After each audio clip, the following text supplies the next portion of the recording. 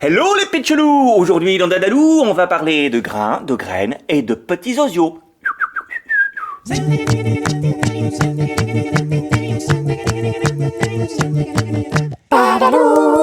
Petit rappel avant de commencer, n'oubliez pas de vous abonner à la chaîne et cliquez sur la petite cloche qui est là, ding, pour recevoir des notifications dès qu'un nouvel épisode est en ligne. Voilà.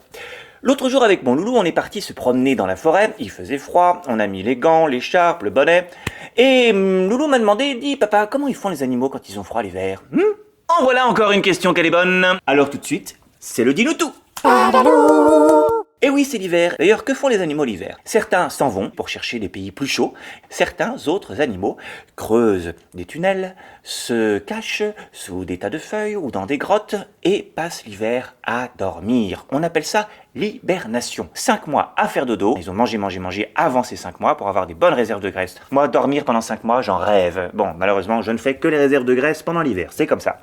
D'autres animaux hivernent, c'est-à-dire qu'ils se reposent beaucoup plus que d'habitude pendant ces 5 mois, mais ils ont des phases de réveil pendant lesquelles ils vont manger un peu, chasser un peu, essayer de trouver de la nourriture. Ça, c'est plutôt le cas des ours qui ne passent pas les 5 mois à dormir. La différence entre hibernation et hivernation. D'autres animaux n'ont pas la chance d'avoir un abri pour se cacher pendant l'hiver. Alors il faut qu'ils développent leur fourrure. C'est le cas par exemple des chats, de nos chiens qui ont plus de poils en hiver. C'est le cas aussi des chevaux, des vaches, des animaux domestiques. Mais c'est aussi le cas des oiseaux qui font gonfler leur plumage pour se protéger du froid pendant l'hiver. Seulement, pour les oiseaux, pendant l'hiver, les insectes, eux, ne sont plus là. Il faut changer d'alimentation. Avant, ils mangeaient des insectes et maintenant, ils vont manger des graines.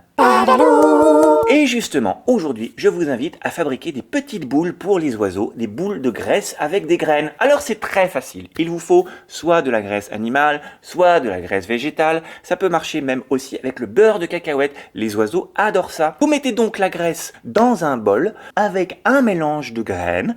Vous mélangez bien le tout. Ensuite, une fois qu'on a cette préparation, il faut mettre tout ça dans des moules. Des pots de yaourt, des moules pour des petits gâteaux, des petits récipients, tout ce que vous pouvez trouver, ou même des petits moules avec des formes sympathiques pour pouvoir justement faire des formes originales à accrocher. N'oubliez pas de mettre une petite ficelle avec un petit bâton au bout. Et maintenant, il faut mettre tout ça au froid. Alors s'il fait suffisamment froid dehors, vous pouvez mettre ça à la fenêtre ou dans le jardin, ou alors vous mettez ça dans le frigo. Et une fois que ça a bien figé, vous pouvez, toc, le démouler tout doucement. Une fois que c'est démoulé, vous l'accrochez dans le jardin, vous l'accrochez sur le balcon, bien sûr en hauteur. On peut aussi faire ça, et ça c'est super original, avec des pommes de pin. Il suffit d'enduire la pomme de pin avec le mélange qu'on a fait de graisse et de graines. Vous mettez ça au frais, et pareil, vous l'accrochez, vous la suspendez où vous voulez.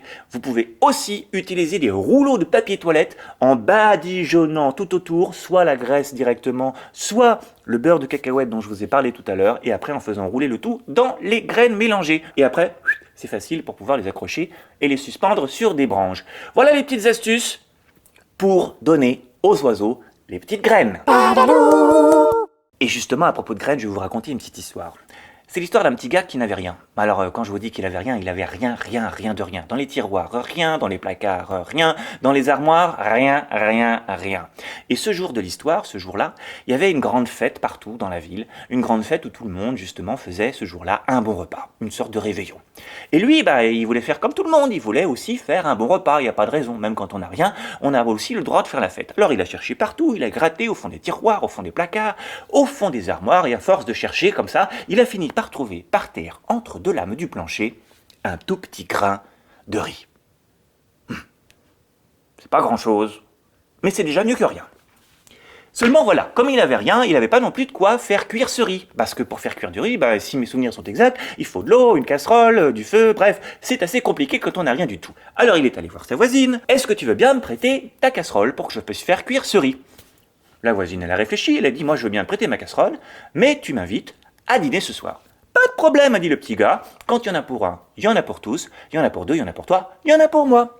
Et il est reparti avec sa casserole. Il a mis le petit grain de riz dans la casserole et il s'est dit, ah oui, mais il me manque aussi un peu d'eau. Donc il est allé voir son voisin du dessous. Est-ce que tu veux bien me prêter un petit peu d'eau pour que je fasse cuire du riz? Le voisin, il a réfléchi, il a dit, écoute, moi, ce soir, je suis tout seul, j'aimerais bien que tu m'invites à dîner en échange de l'eau. Ça te va? Eh oui, pas de problème. Tu sais, quand il y en a pour un, il y en a pour tous, il y en a pour toi, il y en a pour moi, il y en a pour deux. Bon, il avait la casserole, il avait l'eau, il avait le grain de riz dedans, donc il est allé voir un voisin, puis un autre, et à chacun il a demandé le feu et les allumettes. Et à chaque fois les voisins ils ont dit la même chose. Nous on veut bien te prêter ce que tu nous demandes, mais en échange tu nous invites à dîner. Si bien qu'à la fin, le petit gars il a réfléchi et s'est dit, attends, j'ai mon grain de riz, mais ce soir, j'ai ma voisine, mon voisin du dessus et mes deux autres voisins qui vont venir aussi manger le grain de riz. Comment on va faire? Il est allé voir le fermier du village, il est allé tout au bout, il lui a dit, écoute, je sais pas ce que tu fais ce soir, mais nous, on est plein à venir manger à la maison, on va manger du riz, ce serait bien que tu viennes dîner avec nous. Le fermier, il a dit, bah oui, c'est gentil de m'inviter, je vais te donner une petite poule bien grasse pour que tu la fasses cuire avec ton riz, ce sera quand même meilleur. Oh! Le petit gars, il a dit merci, il a pris la poule bien grasse, et comme il a vu que ça marchait bien, eh bien il a été faire la même chose avec tous les commerçants du village. Et il est revenu chez lui avec du pain, avec des gâteaux, avec des entrées, des salades, tout un tas de choses, si bien que le soir à dîner, ils étaient quasiment une vingtaine autour de la table. Waouh, c'était une fête incroyable. Il y avait à manger dans tous les sens. Il y avait des plats délicieux qui avaient été préparés pendant toute la journée. Si bien qu'à la fin, il y a quand même quelqu'un qui a dit, mais attends, il est où ton riz? Et là, le petit gars, il a sorti de sa poche son petit grain de riz qu'il avait gardé bien précieusement en disant, voyez ce petit grain, c'est mon petit grain de riz magique, mon petit grain de malice, parce que grâce à ce petit grain de riz, on est tous là réunis autour d'un bon repas. Et je vous le dis, mes amis, quand il y en a pour un, il y en a pour tous. Il y en a pour toi, il y en a pour moi, il y en a pour deux. Votre défi cette semaine, je vous propose de fabriquer vous aussi vos petites boules à graines. Alors vous pouvez utiliser la technique de la pomme de pin, la technique du moulage ou bien la technique du rouleau enrobé de beurre de cacahuète ou de graisse avec les graines. C'est à vous de choisir. Bien sûr, si vous n'avez pas de jardin, vous pouvez l'accrocher sur le balcon, sur la terrasse, ou bien vous pouvez éventuellement, pourquoi pas, le proposer à l'école. Dites à votre maîtresse, voilà, j'aimerais bien accrocher dans la cour de la récréation des boules pour nourrir les petits oiseaux pendant l'hiver. Voilà. N'oubliez pas que vous pouvez aussi, bien sûr, prendre des photos des petits oiseaux, montrez-nous vos créations, vos réalisations, partagez vos questions, vos réactions à l'adresse suivante, sylvain@dadalou.fr.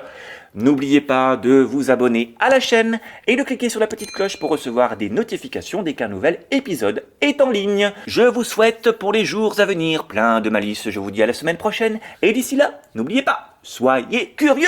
Ciao!